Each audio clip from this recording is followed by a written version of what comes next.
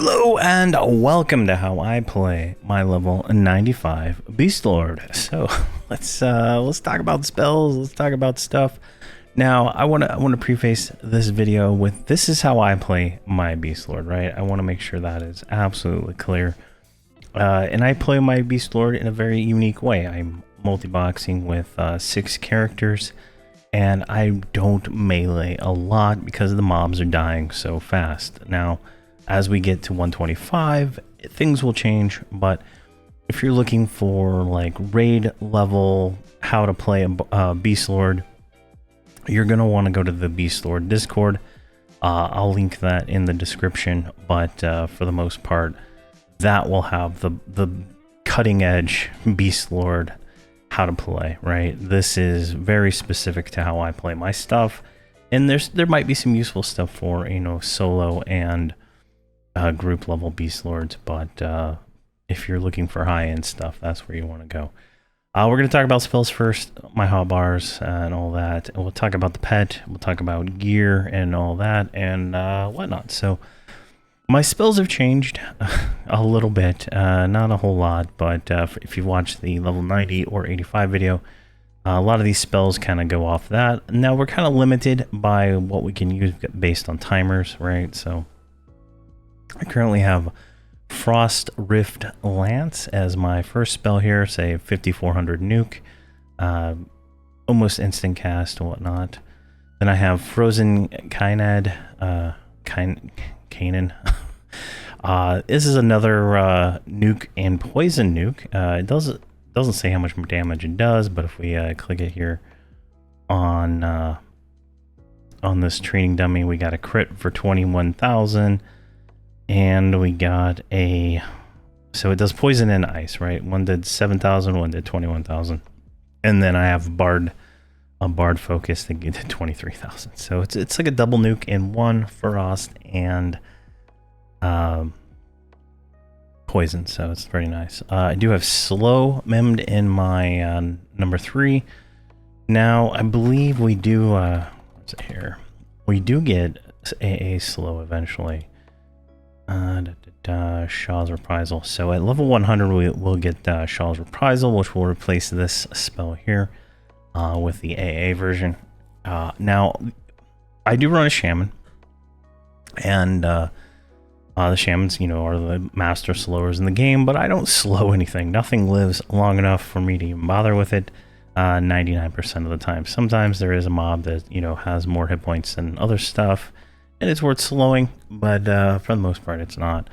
So I don't really slow that much, but when I do, it's pretty much X target 19, which is my assist target, and then I try to cast it. Now, the Shaman and the Beastlord in my multi-box both have the same, you know, keybind for numpad 3 on my mouse, so if I hit that, they both will try to slow. The Shaman slow will overwrite the Beastlord slow, but it just depends. Typically, the Beastlord will land it first, and then the Shaman's macro has Mallow, Cripple, and all this other nonsense in there to go with it. So it kind of it's a nice little synergy, even though the abilities do overlap. Next up, I have Rostel's or Rotsil's Bite. This is a 6900 nuke, so it's not too bad. Like almost instant cast, low mana, very nice. Nuke, right? So it's kind of where we're getting a lot of our damage from, these nukes. And then I have Yanoa's Faralgia. This is a interesting spell. Now we get separate spells. I still haven't figured out like all of this, but we get separate spells, which is the Swarm Pet and a Growl line that buffs our pet with some stuff, right? And this combines them all together. Now I haven't looked ahead. I can't remember on my 120 Beastlord if we still get this line all the way to 125, but for now I'm using this. Growl has no cooldown, so it's hard to multi-box with multi-bind how I do it. So it's kind of one of those. This is a nice spell because it's, you know, it's got a long recast, right? 20 seconds, and that's about how long the spell lasts. So it's nice. It does the growl. It does everything all in one. You see there's the growl, and that's a 2-minute duration on that. And then we get the swarm pet. Sometimes you get 2 swarm pets. It's like a random chance, but you get 1 most of the time. Then I have Mending of the Eyes On. Now, I like this spell because I run a shaman, and you know, a lot of people say shamans are the best healers in the game, but those people are factually wrong. A cleric is by far the best healer in the game for all content, but a cleric is overkill, and a shaman cannot keep up with some things in my experience, especially on cutting edge, harder content where you're pushing your group to the hardest you can. The content we've been doing in House of Thule with these guys is trivial. Like, I don't even need a healer 99% of the time. But if I were to go to content that, say, was, you know, that next, you know, tier above, right? Say, we're in level 95, so level 95 caps out at Vale Valaris. So if we look here, if we were to go to, say, the Darkened Sea or the Broken Mirror, those are level 100 to 105 zone expansions. Well, Darkened Sea is 105, 100 to 105, and Broken Mirror, Empire's Kunark are 105 expansions. If we went there, Cleric would be by far the best way to push our way through that. Shaman would not be able to keep up in my experience. Now, with that said, and that tangent, I do heal my Shadow Knight with my Beastlord, right? So this Mending of the Eyes On is a target of target heal.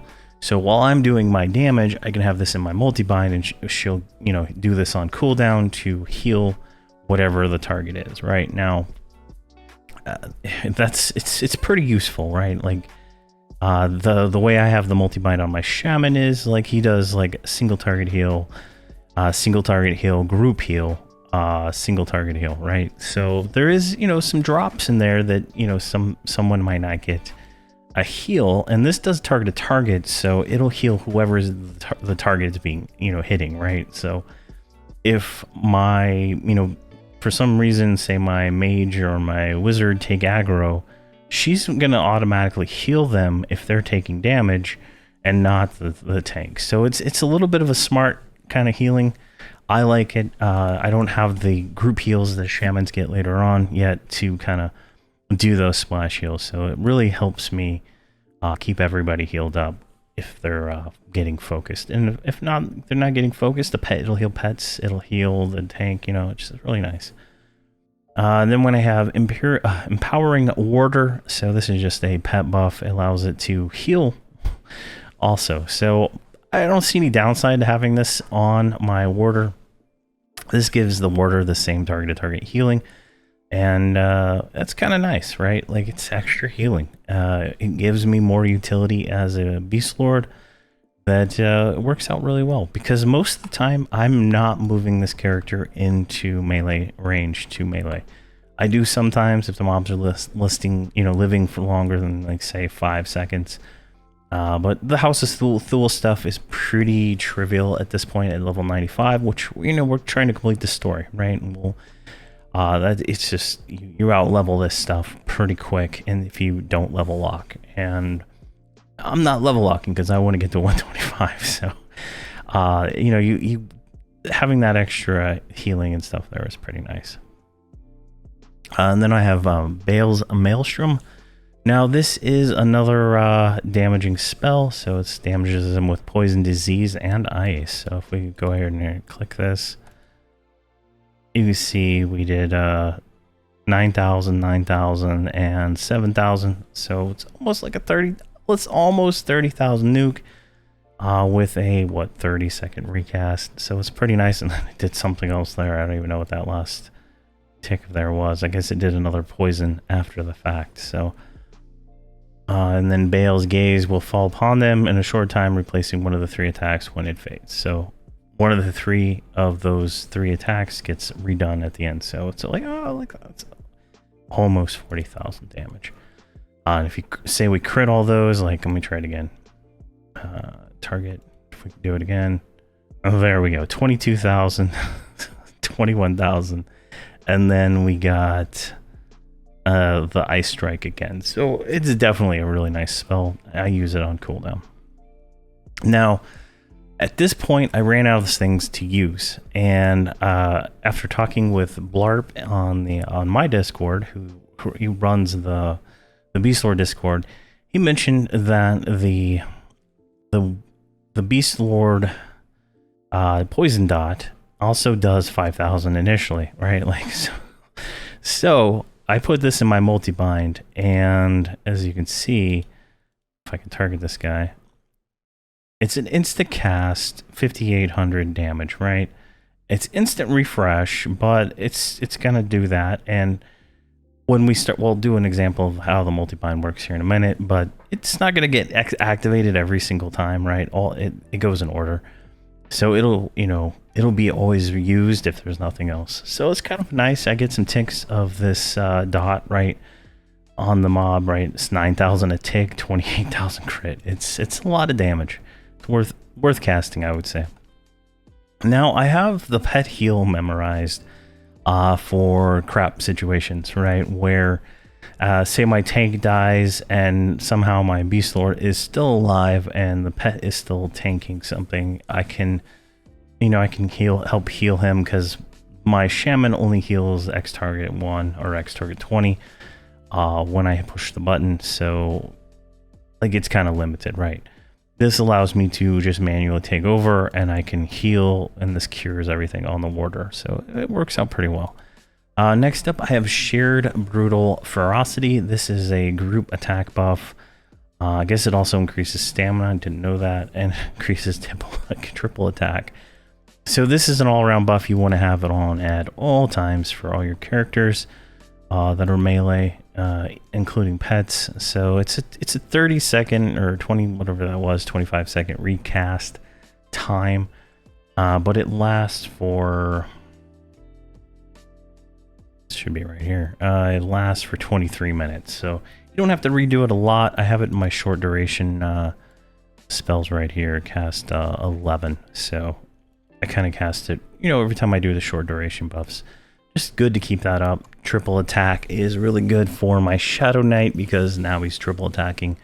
One triple attack round can be, over 100, 200k at this point. And then finally, I have Mia's Aggression memorized. This is our warder aggression buff. It turns us into more an aggressive, non-tanking pet. More DPS oriented pet. So it increases the melee damage accuracy, loses a little bit of health and armor class, but I'm fine with that. I do have taunt on, but for the most part the Shadow Knight tanks most hits, and pets just have they have like 1,000,000 hit points or something like that. It's crazy that I can see these guys soloing stuff that I mess up on targeting. And they'll just run off and they'll just start attacking like a mob, and they'll solo it, right? Like these pets are insane. And I say that for the Beastlord pet and the Mage pet. The Mage pet is like truly a god. I could literally not have the tank and just have mages, and they would be able to do all the content that I do without any effort on my part. I would just literally just step, auto attack, step, auto attack. It would just be totally hilarious, but that's that. So those are the spells I keep memorized at all times. Now I do have other spells. We have buffs: Spiritual Enrichment, which is our mana regen, health regen spell. Spirit of Kolos, that's our current warder. I think it's upgraded every 5 levels. We have Spirit of the Bale, which is our current pet proc. It does, where is it at? What is the icon for it? I don't even know. Spirit of the Bale, here it is. Increases dexterity, chance to stun, fire attack, and whatnot. So it's just a nice little thing to have on the pet. Makes it, do a little bit more damage. Pet haste, exceptional velocity. That's just the current pet haste. There's a lot of haste going on this pet. I don't even see the buff right now. There it is. Attack speed, armor class, attack rating. And it also increases group member attack speed. So I like everything's just, there's a lot of buffs going on. And then I have the aggression buff here, so I can recast it when I need to. It's just the same one over there. Same with empowering warder. Then we have spiritual. I call it brawn because that's what the first one was called. But this is our HP type 2 HP buff. Valence, spiritual valence is the current version of that. And then for Spirit of Wolf, I have Spirit of Taltak. The Shaman has the exact same spell, so they both cast it depending on whoever needs it. I try to do a lot of the stuff with the Beastlord, like shrinking and all that, is just so it's, you know, a little bit easier to do. Because the way I have my monitor set up, I can see the Beastlord more than I can see the Shaman. And then there's some AA buffs I do, like Hobblist Spirits. This gives our pet the ability to snare, and then Taste of Blood.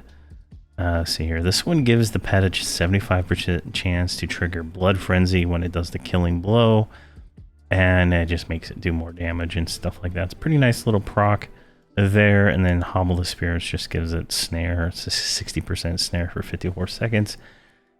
These are permanent buffs. They stay on until the pet dies, so you have to redo it on death, but that's about it. All right, so that's all the spells and buffs I use in, you know, typical everyday fashion. Now, what is this? Shadow Ward. All right, get rid of that. I like, so you get all these items, right? And you click them, and well, that's not one of them. You get like Soothing Breath, right? You get all these things, and then get all these permanent buffs over here, and they get buff capped if you don't delete them off your thing, because they're permanent buffs you don't have to keep, except for Illusionary Spikes, which gives you that damage shield. All right, so my hotbars, they're pretty much the exact same as we had back at level 90. But we'll go over them briefly real quick. So my hide corpse just hides the NPC corpses and forages, and then auto inventories anything on my hand. My assist is pretty simple. X target 19, which is my my group assist target. Turns on my attack, tells my pet to attack it, tells my pet swarm to switch targets. And that's on 4 and 5 because all my keys are multi-bound on 4 and 5 here to pretty much all activate when I push 4 or 5. 4 being the light kind of attacks for my classes, where the like Shaman does not get involved, and I believe the Bard. The Shaman and the Bard don't do anything. Everybody else does everything on 4. And then 5, everybody is doing all the attacks they possibly can. So the multi-bind is Lance, Cyan, Bite, Phyralgia, Maelstrom, Vanessa Blood, and then Barrage, which is a discipline here. You can see here just a flurry of attacks. Attack of the Warder, which just activates another swarm pet. Chameleon Strike, which strikes our target with a hand-to-hand attack, doing 130 damage and reduces our hatred. So it's kind of like an evade. I do it on cooldown. Then we have Enduring Frenzy, which is a ability that will restore endurance. I had to like read that because I couldn't remember what it did. Then we have Flurry of Claws. This is just another... this is a kind of an AoE cleave. This is level 87. I don't think we got an upgrade. Oh, we did get an upgrade. Tomblet of Claws. I guess I missed that. Let's go ahead and swap that in there. Do I have it on here twice? No. Okay, so there we go. Tomblet of Claws. This is a cleave ability. We got a new one at 92 here. So it just hits 3 targets in front of me, like so, right? Like this. You see all 3 of those got hit, so it's kind of nice. How much damage does it do? Smashing. Looks, you know, normal melee attacks. And then we have, see, by Bestial Visceration, but that got actually replaced by Bestial Rending. For some reason, I did not update these, so there we go. This one just increases our melee damage and accuracy of both me and my warder. And then we have Spiritual Frenzy. Frenzy of Spirit is the AA, increases our melee speed by 99%, attack power by 400, and reduces our weapon delay by 45% for 48 seconds. A nice little buff. It's a 12-minute reuse, so I figure I'd just do it on cooldown. Mostly because the way I think of it like this, right? If I'm going into like normal fighting trash mobs, like it doesn't matter, right? If I'm going into a mission and whatnot, these will all 100% be off when I get to the boss, right? When I get to whatever boss I'm fighting, everything's up and I'm ready to go, right? Like I go into Zlandikar, everything's up. I go into Final Fuge, by the I get to the end of it, everything's up. You know, so it's nice to have. Roar of Thunder is a what is this? 3,900 damage attack. Reduces hatred, reduces strength. So it's like a cripple and stuff like that. It's a 4-minute reuse. I do it on cooldown. Beastlord alignment. This increases our base melee damage by 150% and grants grants a 20% chance to resist spells and turns us into a tree. It's pretty funny, in all honesty. And I believe there's a shared version of this too, group Beastlord alignment, which I think I have. I have it in my burn, I believe. Yeah, group Beastlord alignment. This one turns everybody into a tree or some kind of animal. It's pretty funny, but it's a nice little buff there. I do Beastlord alignment on cooldown. I do Warder's Gift here on cooldown. Consumes 24% of your Warder's maximum health, healing me for 35,000. So it's pretty nice. And let's see here. I feel like I'm missing something from here. Savage Fury. Why is that not in my... Why is that not in there? That's a type 3.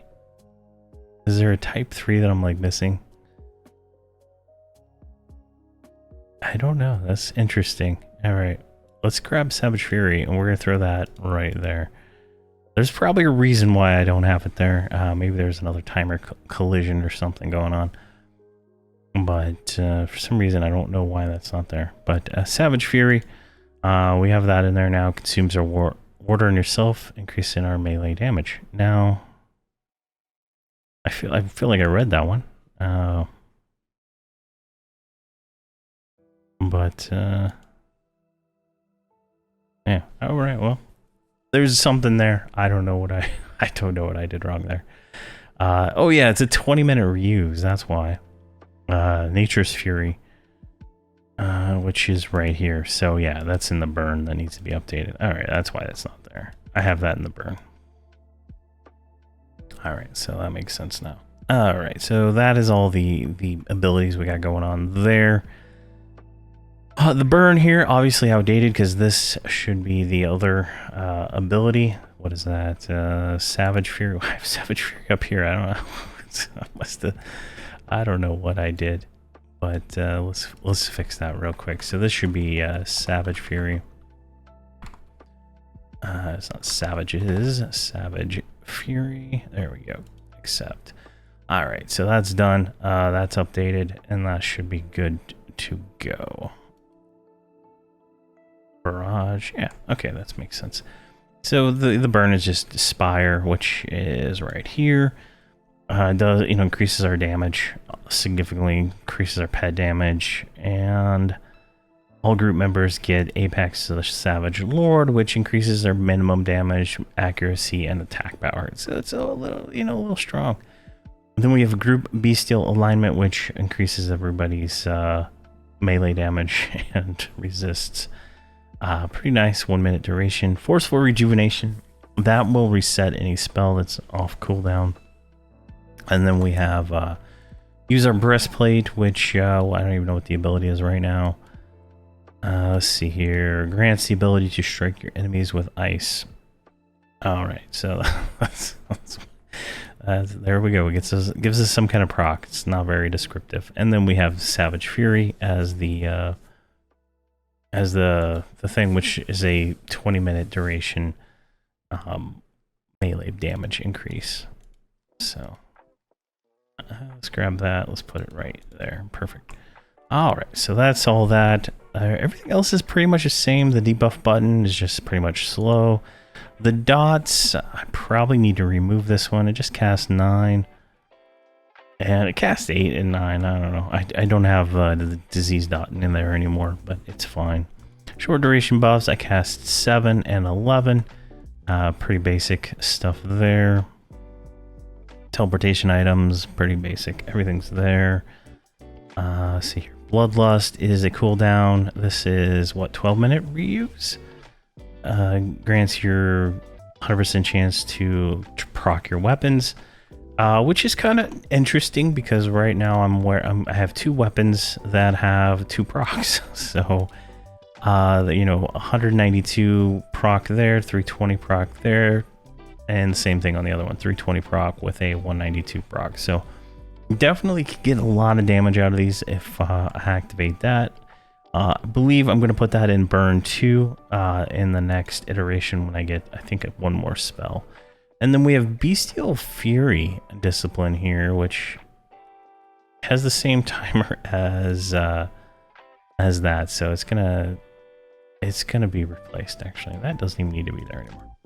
So we'll get rid of that. So the Bloodlust will be into the burn 2 with I believe some other abilities we get at level 100. I just haven't done it yet because it doesn't really matter too much. Nothing lives long enough. So that's, you know, that's all the abilities. That's everything I pretty much click. Gear wise, I'm wearing it's Mark of Valor gear from the Mark of Valor vendor in Western Karana from the Call of Forsaken expansion, but I believe this is the final tier of Veil Valaris level 95 gear. So the Grandiose Tunic of the Wilder. This is my visuals, so all 8 pieces of these are that. The boots are some snake tooth sandals I have that were better. Like, I don't even know where these came from. But I think I got them from like a Gribbles mission or something at some point. So I got those. My non-visual stuff is tower gear, just because it was slightly better and I did not have enough Marks of Valor to buy everybody everything. So that's kind of where that ended up. Now, the most important thing to get is the earring for the Beastlord, in my opinion. The earring, the summoning earring, that is, that gives, at this point, enhanced minion 11, which makes our pet stronger every time we summon it. So it's kind of nice to have. I keep it on at all times. Some people take it off and switch to the other earring because there's a little bit of a stat difference. But I don't really think it's too much. Like, they're identical. So other than that, all the other items are that I use the erudite shards, which give more attack and whatnot, putting my attack at 5764 at the moment, which is pretty good, I feel, at this level. Ideally that'll keep going.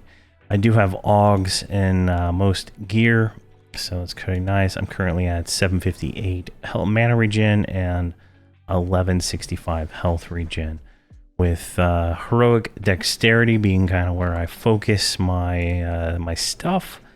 You can see here, heroic dexterity is, you know, +5 on each of these shards.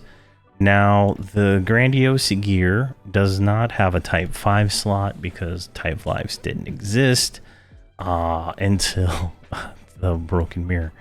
Now, if we look at this, there are Type 5 slots on all the tower gear, but the only way to get that is to buy, at this level anyway, to get Type 5s for level 95 is to buy them from the Broken Mirror vendors, and I just didn't have Remnants of Tranquility left over after buying my Shadow Knight, the full set of gear. So that would be, you know, if you have the option, that would be ideal, but Remnants of Tranquility are like 1,000 each or on FV right now, so they're insane.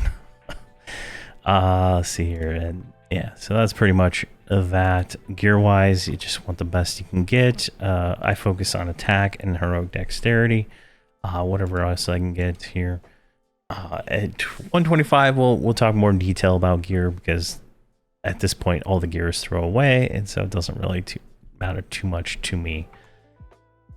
All right, so let's do a little attack on this training dummy here. This is a level 90 training dummy. Do we have a better one here? What are you? 70, 70,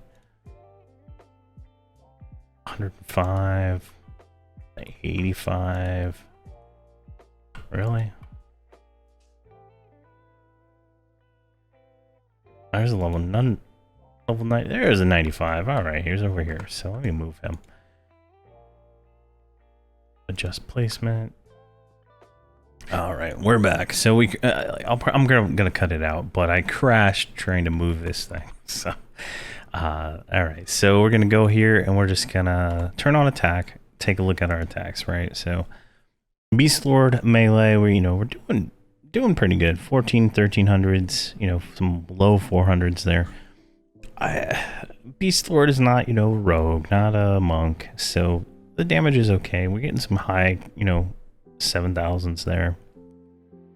But all right, so I'm gonna start hitting 5. This is my multi-bind key, so you'll start seeing everything activate. You'll see the pet doing so. I'm gonna be hitting 5 rather rapidly as we do this here, so you can kind of see, beastie alignment kicks on, and that goes. And we're gonna look at spell damage real quick. You can kind of see like how much damage we're actually doing.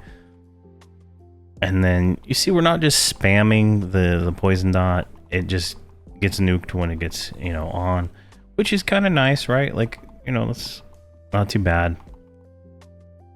I might even be able to put the disease dot if that has damage on there into this rotation.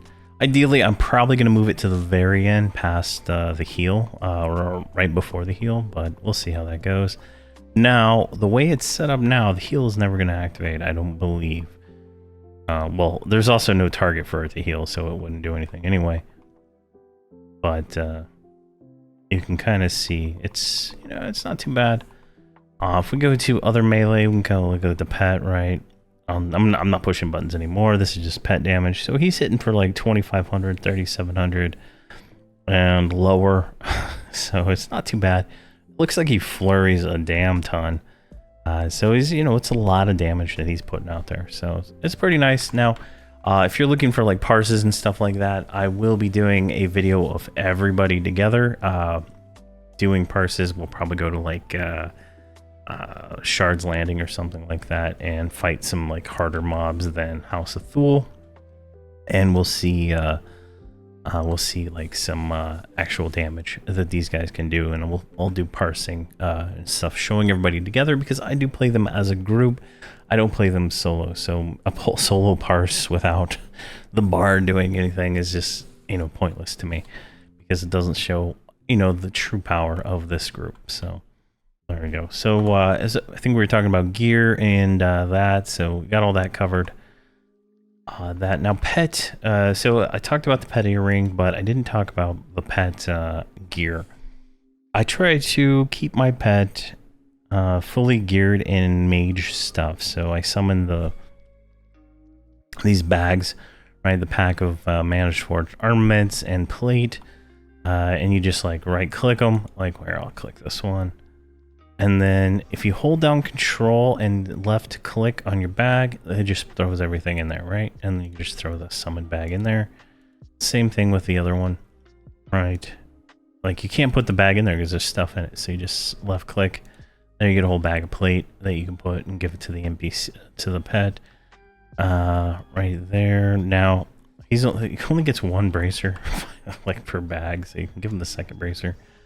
And now you can see he's got 2 bracers and whatnot. So it's kind of nice to have there. Just extra stats, more armor and stuff like that. Now there is a mask I summon with my mage that gives some haste. And you never want to give your pet a cloak, because they have this cloak here that by default, which makes them godlike. And that's how they balance the pet stats, as far as I can tell. But I think there's a few other summon items, like the belt, I believe.